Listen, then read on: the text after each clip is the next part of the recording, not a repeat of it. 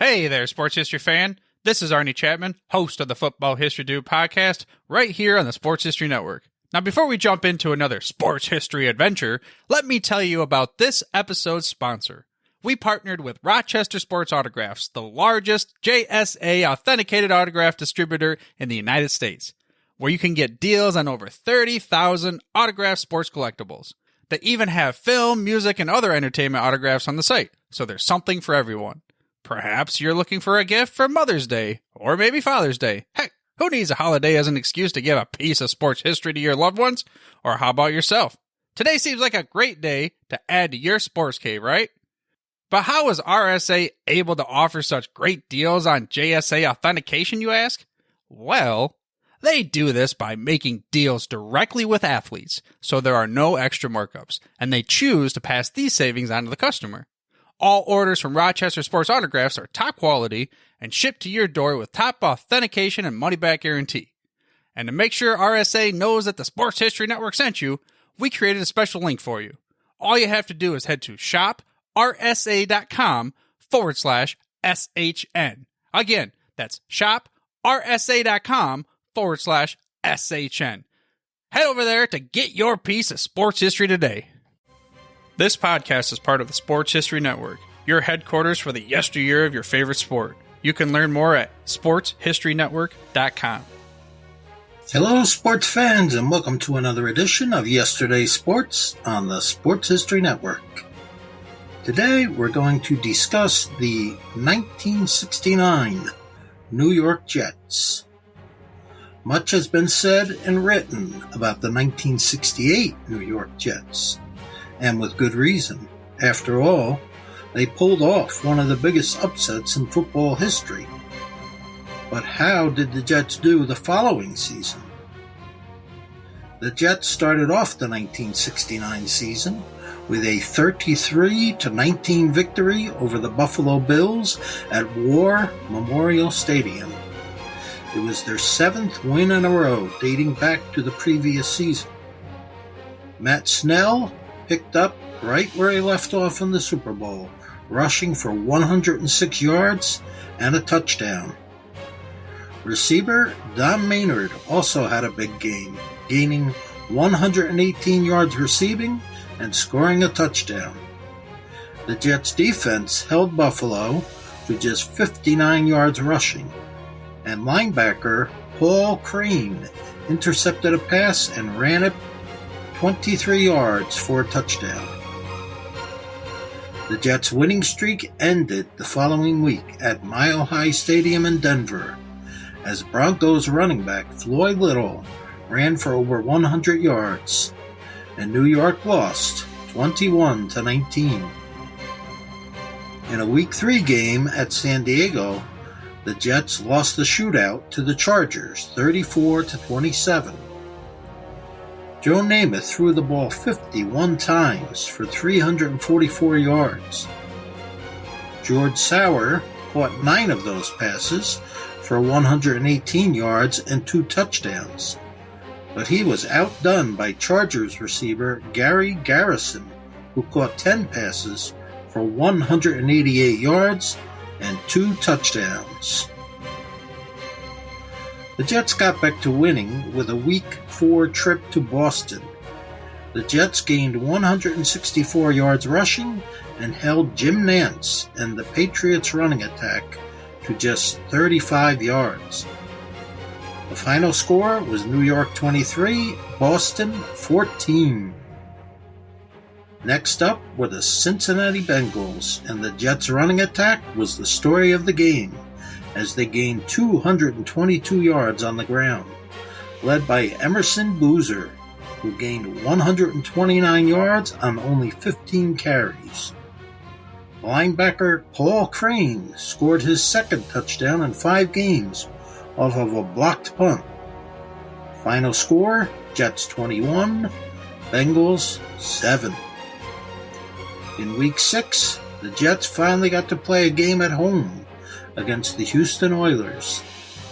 The Jets' defense had a tough time stopping receiver Alvin Reed, who caught 7 passes for 117 yards, But the story of the game was Namath to Maynard.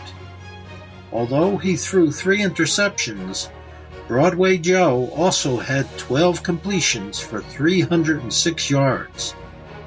Don Maynard caught 7 passes for 212 yards and 2 touchdowns, one for 54 yards and the other for 57 yards.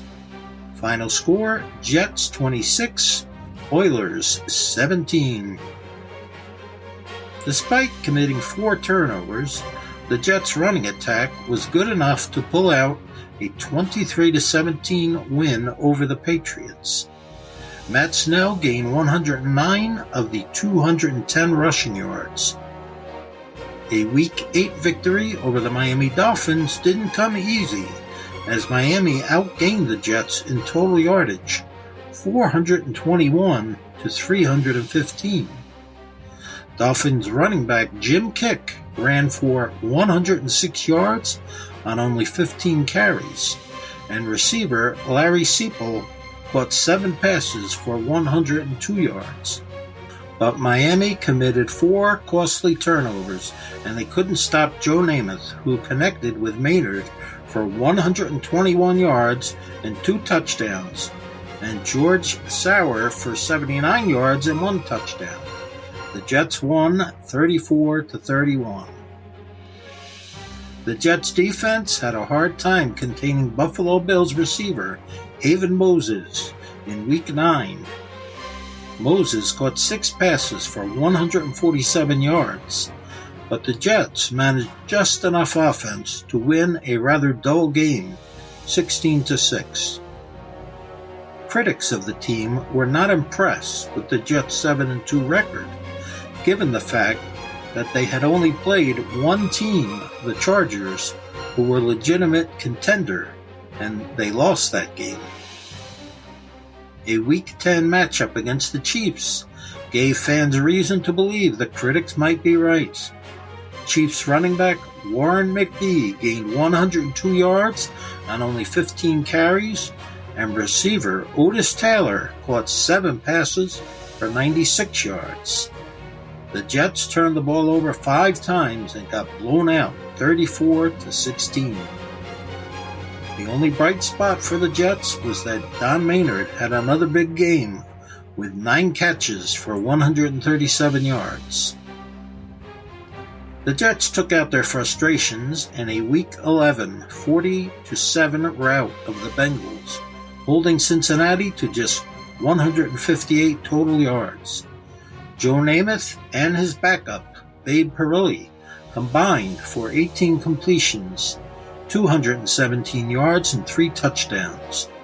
Don Maynard continued his outstanding season with 8 receptions for 137 yards. But the Jets had yet to prove they could beat a team with a winning record. They would get their chance in a Week 12 game against the Oakland Raiders, the team they had beaten in the 1968 AFL Championship game. In the first quarter, Namath connected with receiver Bake Turner, who was subbing for the injured Maynard, for a 54-yard touchdown strike that tied the score 7-7. But after that, it was all Raiders. Oakland quarterback Darryl LaMonica completed 19 passes for 333 yards and 2 touchdowns. Receiver Warren Wells caught 5 passes for 152 yards and 2 touchdowns. The final score was Oakland 27, New York 14. The Jets were not particularly impressive in their Week 13 win over the Oilers, but Houston committed 9 turnovers, and the Jets managed a lackluster 34-26 win. In the final regular season game of the year, the Jets defense held Miami to just 50 yards rushing, and Bake Turner, again subbing for Don Maynard, caught 4 passes for 105 yards and 2 touchdowns. Final score, Jets 27, Dolphins 9. On a cold, windy day at Shea Stadium, the Jets played the Kansas City Chiefs in a divisional playoff game 5 days before Christmas. This was the only year the AFL had divisional playoff games. Prior to 1969, the first-place team in the Eastern Division played the first-place team in the Western Division, and whoever won was crowned AFL champions. Unlike their Week 10 game against Kansas City, the Jets' defense played well, holding KC to only 1 touchdown and 2 field goals. But unfortunately for Jet fans, the Chiefs' defense, led by Hall of Fame middle linebacker Willie Lanier, played just a little bit better. They harassed Joe Namath all day long. Namath completed only 14 of 40 passes and threw 3 interceptions. In the fourth quarter, the Chiefs led 6-3, and the Jets had a first down at the Chiefs' 1-yard line, but they could not get across the goal line, and had to settle for a field goal and a 6-6 tie. The Chiefs took possession on their 20-yard line and went for the kill. Quarterback Len Dawson connected with receiver Otis Taylor for a 61-yard gain. Dawson followed that with a 19-yard touchdown strike to Gloucester Richardson. Just like that, the Jets were behind by 7 points. But there was still plenty of time left, and the Jets came close to tying the score several times. But it wasn't to be. It was a valiant effort by the defending Super Bowl champions, but in the end, the KC defense was just too strong for the Jets on this day. Although the Jets were not able to get back to the Super Bowl, it was a good season for them. Joe Namath was voted the AFL co-MVP and was also selected to play in the Pro Bowl game, along with running back Matt Snell, receiver Don Maynard, receiver George Sauer, offensive lineman Winston Hill, offensive lineman Dave Herman, defensive lineman Jerry Philbin, linebacker Larry Grantham, and defensive lineman John Elliott. Matt Snell, Jerry Philbin, Elliott, and Maynard were also voted All-Pro. In 1970, Joe Namath played in only 5 games due to a broken wrist. The Jets finished the season with only 4 wins and 10 losses, and they would not see another winning season until 1981. Well, that concludes our podcast for today. Hope you enjoyed it. Take care, and God bless. This podcast is part of the Sports History Network, your headquarters for the yesteryear of your favorite sport. You can learn more at sportshistorynetwork.com. Hey there, sports history fan. This is Arnie Chapman, a.k.a. the Football History Dude, and I hope that you enjoyed this recent episode presented by the Sports History Network and were able to learn some good old-fashioned sports history knowledge nuggets. I started the Sports History Network back in 2020 with the mission to help podcasters find a community of like-minded sports history nerds, as well as helping aspiring podcasters to start their own shows.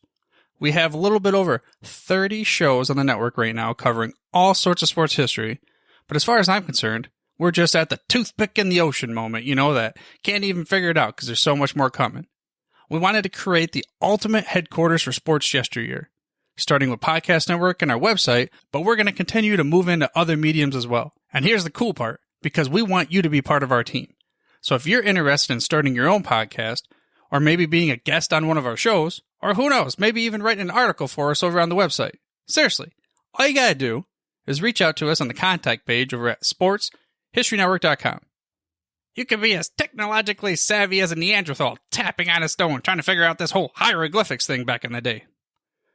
Again, it doesn't matter, because even if you don't understand the whole podcast space, we have a production team that can pretty much help you out with doing everything. All you got to do, head over to sportshistorynetwork.com, head to the contact page, fill it out. That message goes right to me, and I'll reach out to you as soon as I can. But for now, dude, I'm through if you're through.